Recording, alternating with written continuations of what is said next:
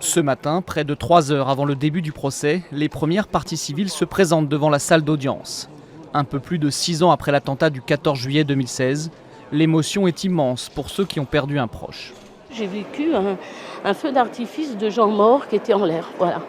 C'était pas des lumières, c'était des gens, des hommes, des femmes, des enfants qui étaient en l'air et puis qui sont retombés.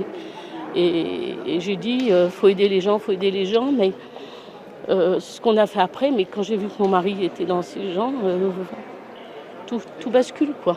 Comme toutes les victimes, je veux qu'il y ait un procès pour la responsabilité de la sécurité, quoi, à Nice. Le 14 juillet 2016, à Nice, sur la promenade des Anglais, un camion conduit par un homme, Mohamed Lawesh Boulel, fonce sur la foule, venue assister au feu d'artifice. 86 personnes perdront la vie et 450 autres seront blessées. Le terroriste sera ensuite abattu par les forces de l'ordre. Dans le box des accusés, ils seront 8, mais ils ne sont pas poursuivis pour assassinat ou complicité d'assassinat. Dans le box, ils ne sont pas co-auteurs. Il n'y a pas de co-auteur, il n'y a pas d'assassin, il n'y a pas de complice. Et il va falloir leur expliquer ça. Et surtout, ils attendent que justice passe. Et nous, on doit leur expliquer à quel niveau elle doit passer. C'est-à-dire qu'on perd un proche, c'est la peine de mort. Mais non, ça n'existe pas. C'est la perpète. Mais non, ils ne sont pas co-auteurs.